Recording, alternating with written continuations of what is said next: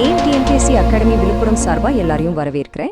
நீங்க போட்டித் தேர்வுகளுக்கு தயாராகிட்டு இருக்கீங்கன்னா இந்த நடப்பு நிகழ்வுகள் உங்களுக்கு ரொம்பவே யூஸ்ஃபுல்லா இருக்கும். டிசம்பர் 31ஆம் தேதிக்கான முக்கியமான அப்டேட்ஸ் என்னென்னு வேகமா பாத்துரலாம் வாங்க. சரி, இன்னைக்கு நம்ம என்னென்னலாம் பார்க்க போறோம்னா, முதல்ல இந்தியாவோட பொருளாதார வளர்ச்சி, அப்புறம் சுற்றுச்சூழல் பாதுகாப்பு சம்பந்தமான சில முக்கியமான விஷயங்கள், அடுத்து சில முக்கிய கொள்கை முடிவுகள் பத்தி பார்ப்போம். கடைசியா குளோபல் லெவல்ல நடந்த சில நல்ல விஷயங்கள், மைல்கற்கள் பத்தியும் பேசலாம். ரெடியா? வாங்க முதல்ல எக்கனாமில இருந்து ஸ்டார்ட் பண்ணலாம். ஓகே, ஃபர்ஸ்ட் நம்ம பார்க்க போறது இந்திய பொருளாதாரத்தை பத்தின 2 பெரிய நியூஸ். இது உலக அளவுல நம்மளோட இடத்தை இன்னும் வலுவாக்கியிருக்கு. $4.18 ட்ரில்லியன். இந்த நம்பரை மறக்காதீங்க. ஏன்னா ஜப்பானை பின்னுக்கு தள்ளி இந்தியா இப்போ உலகத்தோட 4வது பெரிய பொருளாதாரமா உயர்ந்திருக்கு.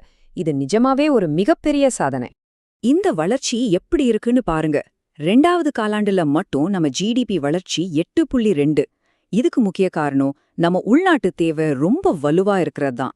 அதனாலதான் உலகத்திலேயே வேகமா வளர்ற பெரிய பொருளாதாரமா இந்தியா தொடர்ந்து நீடிக்குது. சரி, பொருளாதாரம் வளருது. ஆனா இந்த வளர்ச்சிக்கு எதுவெல்லாம் முக்கியம்? அதுல ஒண்ணுதான் இந்த ரேர் எர்த் எலிமெண்ட்ஸ், அதாவது அரிய வகை கனிமங்கள்.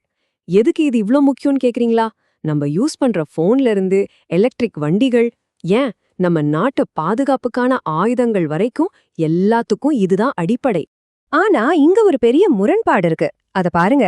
உலகத்திலேயே 3வது அதிக இருப்பு நம்ம கிட்ட தான் இருக்கு. கிட்டத்தட்ட 6.9 மில்லியன் டன். ஆனா நம்ம உற்பத்தி பண்றது வெறும் 1% குறைவு. இதுதான் இங்க இருக்கிற பெரிய பிரச்சனை. இதனால நம்ம முக்கியமான டெக்னாலஜிக்கு சீனாவை மாதிரி நாடுகளை சார்ந்திருக்க வேண்டியிருக்கு. இது நம்ம பாதுகாப்புக்கு ஒரு பெரிய சவால். பொருளாதாரம் ஒரு பக்கம் முக்கியம்னாலும் நம்ம சுற்றுச்சூழலையும் நாட்டோட பாதுகாப்பையும் காப்பாற்றுறது அதை விட முக்கியம் இல்லையா? வாங்க அது சம்பந்தமா என்ன நடந்திருக்குன்னு பார்க்கலாம். வளர்ச்சி வேணுமா இல்ல பழமையான இயற்கை சின்னங்களை பாதுகாக்கணுமா?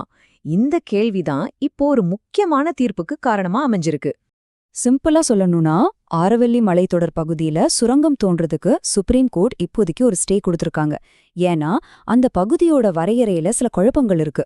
அதனால ஒரு அறிவியல் பூர்வமான நிபுணர் குழுவை அமைச்சு சரியா ஆய்வு செஞ்சதுக்கு அப்புறம்தான் அடுத்த கட்ட முடிவெடுக்கப்படும்னு சொல்லியிருக்காங்க. இது ரொம்ப நல்ல விஷயம். சுற்றுச்சூழல் மாதிரியே நம்ம பாதுகாப்பும் ரொம்ப முக்கியம். இப்போ டிஃபென்ஸ் செக்டார்ல நடந்த ஒரு சூப்பரான அப்டேட்டை பார்ப்போம். இந்த பாடத்துல பாக்குறது நம்ம உள்நாட்டு தயாரிப்புல உருவான ஒரு பெரிய ஆயுதம். நம்ம டிஆர்டிஓ தயாரிச்ச பினாகா ராக்கெட். இதோட முதல் சோதனையிலேயே கிட்டத்தட்ட 120 கிலோமீட்டர் தூரத்துல இருந்த இலக்கை துல்லியமா தாக்கி அழிச்சிருக்கு. இது இந்திய ராணுவத்தோட வலிமையை இன்னும் அதிகரிச்சிருக்கு. நம்ம டிஆர்டிஓவுக்கு இது ஒரு மிகப்பெரிய மைல்கல்னே சொல்லலாம். பாதுகாப்பு திட்டங்கள் ஒரு பக்கம் இருந்தாலும் சாதாரண மக்களை பாதிக்கிற கொள்கைகளும் ரொம்ப முக்கியம். இப்போ தமிழ்நாட்டுல ஒரு முக்கியமான அறிக்கை தாக்கல் செய்யப்பட்டிருக்கு. அதோட தேசிய அளவுல ஒரு உற்பத்தி திட்டம் பத்தியும் பார்க்கலாம். தமிழ்நாடு முதலமைச்சர்கிட்ட ஒரு அறிக்கை சமர்ப்பிக்கப்பட்டிருக்கு. இது எதை பத்தினதுன்னா ஓய்வூதிய திட்டம். இது மாநில அரசு ஊழியர்களோட வாழ்க்கையிலையும் நம்ம மாநிலத்தோட நிதி நிலைமையிலையும் பெரிய மாற்றத்தை ஏற்படுத்த போகுது. டிஎன்பிஎஸ்சி படிக்கிறவங்க இத கண்டிப்பா நோட் பண்ணிக்கோங்க. பழைய ஓய்வூதிய திட்டம், அதாவது ஓபிஎஸ்ல ரிட்டையர் ஆனா ஒரு குறிப்பிட்ட தொகை பென்ஷனா கிடைக்கும்னு கேரண்டி இருக்கு. ஆனா இது அரசுக்கு பெரிய நிதிச்சுமை. புது திட்டம், அதாவது சிபிஎஸ்ல நாம போடுற பங்களிப்பு, அரசு போடுற பங்களிப்பை வச்சுதான் பென்ஷன். இதுல ரிஸ்க் இருக்கு. இந்த ரெண்டுக்கும் உள்ள வித்தியாசத்தை மையமா வச்சுதான் இந்த அறிக்கை தயாரிக்கப்பட்டிருக்கு. ஞாபகம் இருக்கா?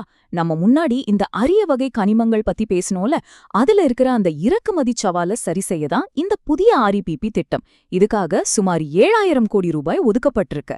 இதன் மூலமா எலக்ட்ரிக் வண்டிகள், பாதுகாப்புன்னு பல துறைகள்ல நம்ம தற்சார்பு அடைய முடியும். சரி, உள்நாட்டு விஷயங்கள் பார்த்தாச்சு. இப்போ உலக அளவுல இந்தியாவுக்கு கிடைச்ச சில வெற்றிகளை பத்தியும் ஒரு ஸ்போர்ட்ஸ் அப்டேட்டையும் வேகமா பார்த்துடலாம். முதல்ல இந்தியா ஆஸ்திரேலியா உறவு. 2 நாடுகளுக்கும் இடையிலான வர்த்தக உறவு இப்போ அடுத்த கட்டத்துக்கு போயிருக்கு. இது இந்திய ஏற்றுமதியாளர்களுக்கு ஒரு பெரிய ஜாக்பாட். 2026 ஜனவரி 1ஆம் தேதியிலிருந்து நம்ம இந்தியாவிலிருந்து ஆஸ்திரேலியாவுக்கு போற எல்லா பொருட்களுக்கும் வரி கிடையாது, 0 டியூட்டி. இதனால நம்ம ஜவுளி, தோல்பொருள் மாதிரியான துறைகள் பெரிய வளர்ச்சியடையும், லட்சக்கணக்கான வேலைவாய்ப்புகள் உருவாகும். ஏற்கனவே ஏற்றுமதி 8% உயர்ந்திருக்கு. இனி இது இன்னும் அதிகமாகும். கடைசியா ஒரு சூப்பரான ஸ்போர்ட்ஸ் நியூஸ். நம்ம கிரிக்கெட் வீராங்கனை ஸ்மிருதி மந்தனா சர்வதேச கிரிக்கெட்ல 10,000 ரன்களை கடந்த 2வது இந்திய பெண் வீராங்கனைங்கிற வரலாற்று சாதனையை படைச்சிருக்காங்க. ஒரு பெரிய சல்யூட். பொருளாதாரம், பாதுகாப்பு, வர்த்தகம்னு எல்லாத்துலயும் இந்தியா இப்போ ஒரு பெரிய பாய்ச்சல்ல இருக்கு. இந்த எல்லா வளர்ச்சிகளையும் ஒன்னா சேர்த்து பார்க்கும்போது வரப்போற வருஷத்துல இந்தியாவுக்கு இருக்கிற மிகப்பெரிய ஒற்றை வாய்ப்பு எதுவா இருக்கும்னு நீங்க நினைக்கிறீங்க? உங்க பதில்களை யோசிச்சு பாருங்க. இது மாதிரி நடப்பு நிகழ்வுகளை சரியா புரிஞ்சுக்கிட்டாதான் தேர்வுகள்ல ஜெயிக்க முடியும். அடுத்த அப்டேட்ல சந்திப்போம். தெரிஞ்சுக்கலாமா? வாங்க, உங்க அறிவை சோதிக்க ஒரு சின்ன சவால். ஓகே, ரெடியா? முதல் கேள்வியோட ஆரம்பிக்கலாம். நம்ம முதல் கேள்வி தமிழ்நாடு செய்திகள்ல இருந்து தான். நம்ம முதல் பகுதி தேசிய மற்றும் மாநில செய்திகள். இதுல தமிழ்நாட்டோட ஒரு முக்கியமான நிர்வாக வளர்ச்சி பத்தி ஒரு கேள்வி வருது. முதல் கேள்வி இதுதான். ககன்தீப் சிங் பேடி தலைமையிலான ஒரு குழு நம்ம முதலமைச்சர்கிட்ட ஒரு ரிப்போர்ட் கொடுத்தாங்க. அவங்க 3 ஓய்வூதிய திட்டங்களை ஆய்வு செஞ்சாங்க. அதுல சேராதது எது? ஆப்ஷன் ஏ பழைய ஓய்வூதிய திட்டம், அதாவது ஓபிஎஸ்ஆ. பி பங்களிப்பு ஓய்வூதிய திட்டம், சிபிஎஸ்ஆ. சி ஒருங்கிணைந்த ஓய்வூதிய திட்டம், யூபிஎஸ்ஆ. இல்ல டி தேசிய ஓய்வூதிய அமைப்பு, என்பிஎஸ்ஆ. யோசிச்சு உங்க பதில சொல்லுங்க. சரியான பதில் ஆப்ஷன் டி, அதாவது தேசிய ஓய்வூதிய அமைப்பு, என்பிஎஸ். அரசு ஊழியர்களோட நீண்ட நாள் கோரிக்கையான பழைய ஓய்வூதிய திட்டத்தை திரும்ப கொண்டு வர முடியுமான்னு பாக்குறதுக்கு தான் இந்த குழு ஓபிஎஸ், சிபிஎஸ் அப்புறம் யூபிஎஸ் ஆய்வு செஞ்சது. சரி, அடுத்ததா பொருளாதாரம் மற்றும் சுற்றுச்சூழல் பகுதிக்கு போகலாம். இந்தியாவோட வளர்ச்சி பயணத்துல 2 முக்கியமான மைல்கல் பத்தின கேள்விகள் வரப்போகுது. கேள்வி என்னன்னா, உலகத்துல 4வது பெரிய பொருளாதாரமா இந்தியா வளர்ந்திருக்கு. நம்ம எந்த நாட்டை பின்னுக்கு தள்ளியிருக்கோம்? Option A United Kingdom, B Germany, C Japan, இல்ல டி பிரான்ஸ். பதில் ஜப்பான். ஆமாங்க, $4.18 ட்ரில்லியன் ஜிடிபியோட இந்தியா இப்போ அமெரிக்கா, சீனா மற்றும் ஜெர்மனிக்கு அடுத்து 4வது இடத்துல இருக்கு. ஒரு கணிப்பு என்ன சொல்லுதுன்னா, 2030க்குள்ள நாம ஜெர்மனியையும் முந்திடுவோன்னு சொல்றாங்க. அற்புதம் இல்லையா? இது கொஞ்சம் யோசிக்க வேண்டிய கேள்வி.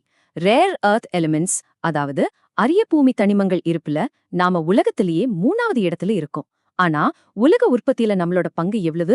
1% குறைவா? 5-6%, 10-12%, இல்ல 15% அதிகமாவா?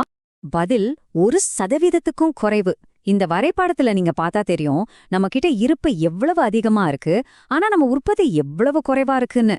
இது உண்மையிலே ஒரு பெரிய சீலிருக சவால். இப்போ இந்தியாவோட பாதுகாப்பு திறன்கள் மற்றும் உலகளாவிய கூட்டாண்மைகள் பத்தி பார்க்கலாம். டிஆர்டிஓ சமீபத்துல பினாக்கா LRGR-120 ராக்கெட்டை டெஸ்ட் பண்ணாங்க. அதுலயே ஒரு க்ளூ இருக்கு பாருங்க. அந்த டெஸ்ட்ல ராக்கெட் போன அதிகபட்ச தூரம் என்ன? 80 கிலோமீட்டரா, 100, 120 இல்ல 150 கிலோமீட்டரா? கரெக்டா கணிச்சிங்களா? அதோட பேர்ல இருக்கிற மாதிரி பதில் 120 கிலோமீட்டர். இந்த வெற்றி ரொம்ப தூரம் போய் தாக்கக்கூடிய நம்ம திறனை இன்னும் அதிகப்படுத்துது.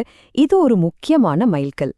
அடுத்தது இந்தியா ஆஸ்திரேலியா வர்த்தக ஒப்பந்தம் பத்தின கேள்வி.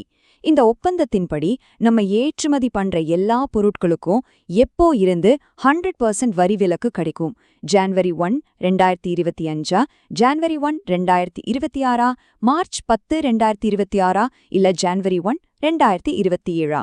சரியான தேதி ஜனவரி 21, 2026. இது நம்மளோட டெக்ஸ்டைல்ஸ், லெதர் மாதிரி தொழிலாளர்கள் அதிகமா இருக்கிற துறைகளுக்கு ஒரு பெரிய பூஸ்டா இருக்க போகுது. ஏன்னா நிறைய ஏற்றுமதி வாய்ப்புகள் உருவாகும். நம்ம கடைசி பகுதிக்கு வந்துட்டோம். திட்டங்கள் மற்றும் விளையாட்டு. REPMனு ஒரு திட்டம் இருக்கு, அதாவது ரேர் எர்த் பெர்மனன்ட் மேக்னெட்ஸ், உயர் மதிப்புள்ள காந்தங்களை தயாரிக்கிற திட்டம் இது. இதோட வருடாந்திர உற்பத்தி இலக்கு எவ்வளவு? 2000, 4000, 6000 இல்ல 8000 மெட்ரிக் டன்களா? சரியான பதில் ஆப்ஷன் சி, 6000 மெட்ரிக் டன்கள். இது எதுக்கு இவ்ளோ முக்கியம்னா, மூலப்பொருள்ல இருந்து ரெடியான காந்தம் வரைக்கும் எல்லாத்தையும் இந்தியாலே தயாரிக்க போறோம். வெளிநாடுகளை நம்பி இருக்கிறத குறைக்க இது ரொம்ப உதவும். இப்போ கடைசி கேள்வி, நம்ம எல்லாருக்கும் பிடிச்ச கிரிக்கெட்ல இருந்து. ஸ்மிருதி மந்தனா சமீபத்துல ஒரு பெரிய சாதனைய பண்ணாங்க. அது என்ன? 5000 ஒருநாள் ரன்களா, 100 சர்வதேச விக்கெட்களா, 10,000 சர்வதேச ரன்களா, இல்ல 20 சர்வதேச சதங்களா? பதில் ஒரு பிரம்மாண்டமான 10,000 சர்வதேச ஓட்டங்கள். மிதாலி ராஜுக்கு அப்புறம் இந்த சாதனைய செஞ்ச 2வது இந்திய வீராங்கனை நம்ம ஸ்மிருதி மந்தனா தான். உலக அளவுல பார்த்தா இவங்க 4வது வீராங்கனை.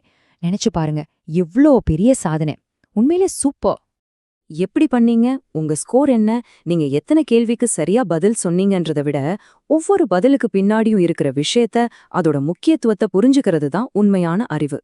சரி, இன்னைக்கு சவால் இதோட முடியுது. பார்த்தவங்க எல்லாருக்கும் எய்ம் அகாடமி விழுப்புரம் சார்பா எங்களுடைய நன்றிகள்.